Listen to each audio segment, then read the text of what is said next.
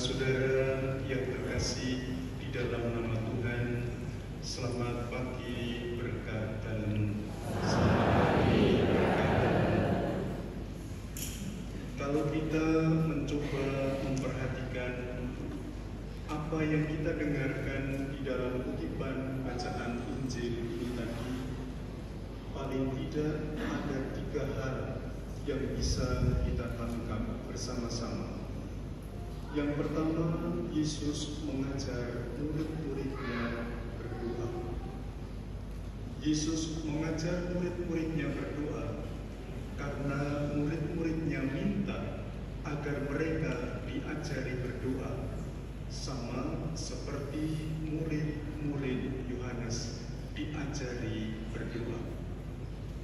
Kemudian yang kedua, ada perumpamaan tentang orang yang sungkan minta tolong kepada kawannya karena telah ada pikiran di dalam dirinya bahwa orang itu tidak akan memberikannya.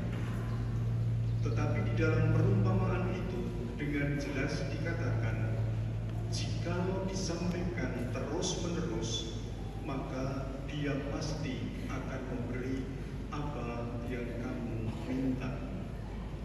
Dan pada bagian inti, menurut hemat saya, Tuhan Yesus mengajar kepada kita semua lewat doa Bapa kami mengenai kekuatan doa.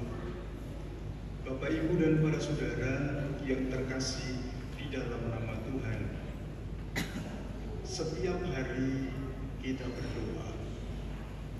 Ada yang dengan ritmus yang tetap, dengan rumus yang tetap pula, tetapi ada yang kadang-kadang tidak berdoa, atau doa hanya menjadi sebagai pengisi waktu luang saja.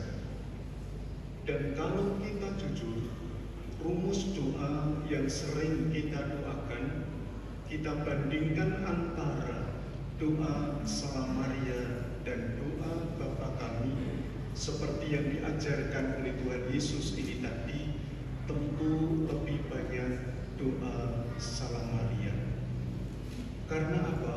Karena memang rupa-rupanya doa Bapa Kami tidak begitu populer.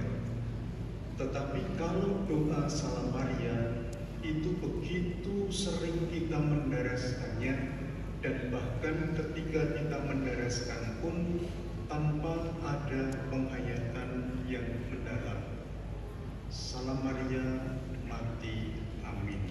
Salam Maria, mati, amin. Apalagi kalau sudah ngantuk, sembah bekti Dewi Maria, pejah, amin. Sembah bekti, pejah, amin. Mergo selang ngantuk, suwe-suwe pejah tenan. Dan ketika pejah, rosario pun menjadi hancur karena ketindihan tidur. Aneh bahwa di antara kita ada yang menjadikan doa sungguh sebagai pengisi waktu luang.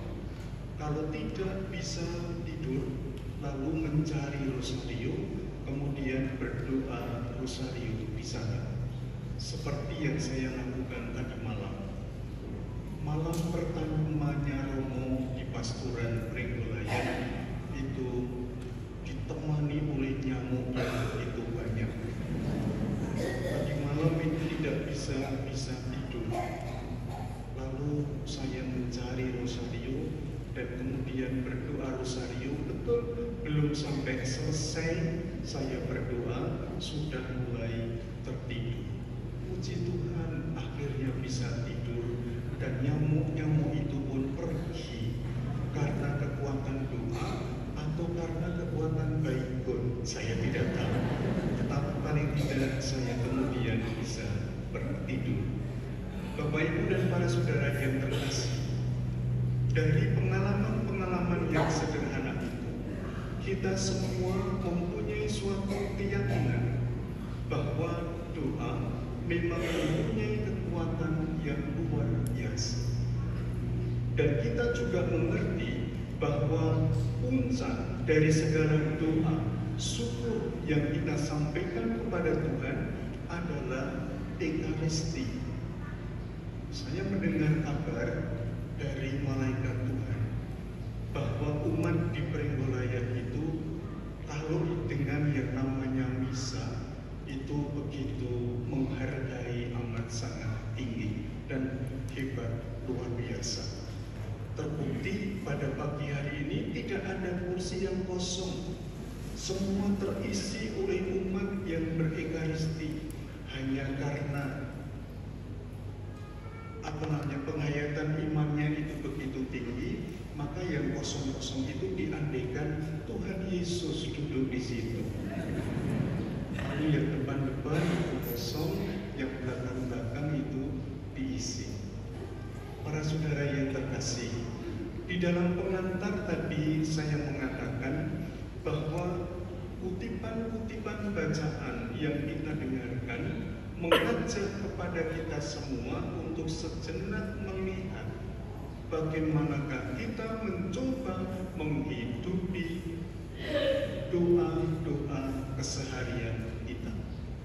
Kita berdoa hanya karena kita butuh, kita berdoa hanya karena suatu kewajiban, kita berdoa hanya suatu keharusan, atau kita memang sungguh-sungguh berdoa karena kita sudah menerima begitu banyak dari Tuhan, maka kita pun pantas untuk bersyukur kepada Tuhan atas berbagai macam pemberian yang Tuhan berikan itu. Bapak, Ibu, dan para saudara yang terkasih di dalam nama Tuhan, saya tidak mencoba menjelaskan apa yang tertulis di dalam Injil, karena menurut iman saya sudah jelas ajakannya, yaitu agar kita mencoba melihat pengalaman penghayatan hidup doa itu. Renungan sederhana ini akan saya tutup dengan sebuah cerita pengalaman saya sendiri. Pengalamannya terjadi pada tahun 2013. Saya waktu itu hampir setiap hari Jumat itu pergi ke tempat ziarah. Waktu itu saya bertugas di paroki Pringwulung. Tempat ziarah yang paling dekat menurut saya ya hanya Jatiningsih. Maka setiap Jumat malam saya ke Jatiningsih, apalagi pada masa Prapaskah. Dan biasanya sudah malam, dan kalau ke sana pun saya sendirian. Karena kalau mengajak teman, risikonya itu nanti jajaki. Maka saya berangkat sendirian. Pada suatu kali, sekitar setengah 10-an atau jam 10-an malam, saya tiba di Jatiningsih dan sepi. Tidak ada orang lain menurut saya. Kemudian saya memarkir kendaraan, saya turun ke bawah. Bapak Ibu pernah ke Jatiningsih nih? Jadi tahu setting tempatnya. Saya kemudian turun ke bawah dan duduk di depan patung Bunda Maria yang di bawah itu kelentang itu. Saya duduk di situ. Tidak lama kemudian ketika saya duduk, ada suara orang yang juga turun dengan sendal yang diseret, srek, srek, srek itu. Saya toleh, ternyata seorang ibu.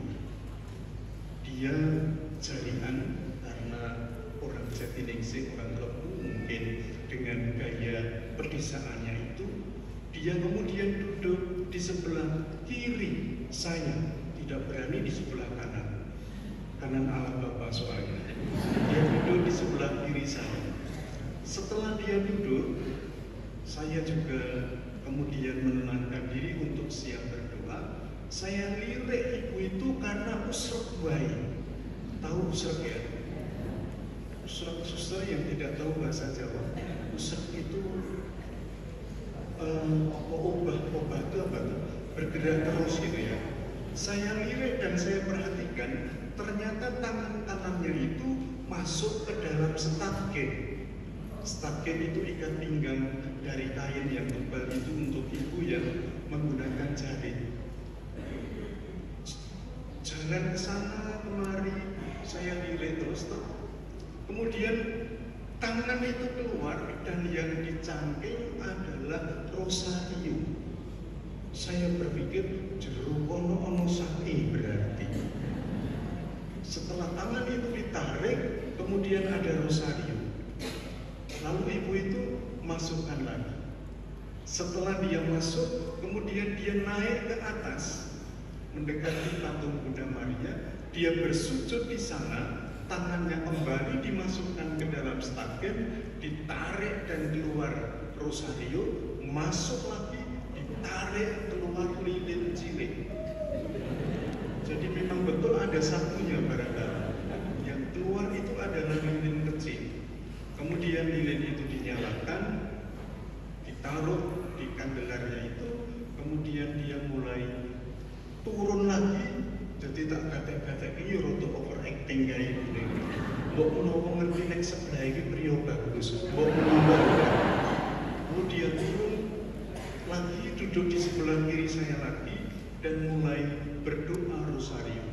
Ketika dia berdoa rosario, doanya pakai bahasa Jawa dan keras. Wah, jelek tenan. Saya juga mau berdoa. Dia itu berdoanya keras, lalu saya matur kepada Tuhan Yesus, kepada Bunda Maria, kula nunut mawon. Saya ngikut saja, kalau ibu itu amin, saya juga ikut amin, dan akhirnya selesai. Setelah doa rosario selesai, ibu itu pergi pulang, naik ke atas. Tidak lama kemudian di tengah perjalanan itu dia berhenti. Dan saya juga berhenti, saya juga naik ke atas. Rosario-nya tadi terus diberikan kepada saya. Saya kan heran, loh kok diberikan kepada saya? Niki jenengan, ini untuk tamu. Ya saya terima saja akhirnya karena agak sedikit dipaksa. Soalnya yo mau rosario niki ledep banget. Tuwis dolan-dolan ning nggon jero stagen. Yo jelek itu. Tetapi ya akhirnya saya terima saja. Saya kemudian berhenti di tengah perjalanan itu, ibu itu naik, dan setelah sampai di atas, saya pikir kemana orang tadi, kok tidak muncul. Saya cari, tidak ketemu. Dan akhirnya setelah nongol itu dia keluar dari warung sayur di atas. Ternyata dia beli sayuran. Kemudian dia keluar, lalu saya awe ibu itu. Tak awe itu menggunakan kekuatan tangan kiri saya. Saya hanya tik tik tik itu, ibu itu moro. Ini kan berarti kekuatan. Ibu itu datang kepada saya. Lalu saya kembali bertanya, Bu, ini tadi untuk maksudnya apa rosario kok diberikan kepada saya? Pokoknya ingin jenengan. Enggak, saya kepengen tahu. Ibu itu tidak menjawab pertanyaan saya, malah balik bertanya, loh jenengan itu sinten? Loh wong aku takon kok malah ditakoni genti. Lalu saya mau ngapusi, Romo kok ngapusi. Akhirnya ya saya mengatakan, Jih, aku namun belum ikut jejelik imam dalam Gusti. Banyak ketoprak lain. Lalu ketika dia mendengar bahwa saya adalah seorang imam, dia sujud di hadapan saya. Romo dalam nyuwun berkah. Sambil dia menciumi cincin saya ini, kebetulan masih cincin saya. Dan ibu itu nginang kok. Bibirnya itu menjadi merah-merah. Maka ya akhirnya itu merah kelumuran ini, merah-merah. Kemudian saya berkati ibu itu, berkahi ora gede, cilik bae wong ora bakal nganggo stipendium. Berkahi cilik. Kalau pakai stipendium tentu besar sekali. Berkati. Setelah saya berkati, ibu itu kemudian menjawab pertanyaan saya. Romo, 3 tahun dangunipun, saya terjemahkan saja Romo, 3 tahun lamanya saya berdoa di tempat ini, permohonan saya hanya satu, yaitu mohon agar anak saya diterima menjadi pegawai negeri. Dan sekarang ini sudah diterima. Maka rosario ini saya berikan kepada Romo, semoga ujuk-ujuk Romo juga didengarkan oleh Bunda Maria. Luar biasa. Lalu rosario itu betul-betul saya sampai di rumah tak tumbang, tak gake, kok saya ini ya wis ketelingso. Gitu ya wis ketelingso. Bapak Ibu dan para saudara, dengan cerita ini saya hanya mau mengatakan bahwa kekuatan doa itu luar biasa. Ketika doa itu disampaikan terus-menerus dengan kedalaman hati yang mendalam, Tuhan tentu mendengarkan. Setuju enggak? Setuju betul? Kalau setuju, mari kita tingkatkan hidup doa kita. Oke? Oke betul? Atau oke deh, oke. Yang semangat gitu ya. Baik, Bapak Ibu dan para saudara, semoga renungan yang amat sangat sederhana ini memberi inspirasi untuk kita semua. Kemudian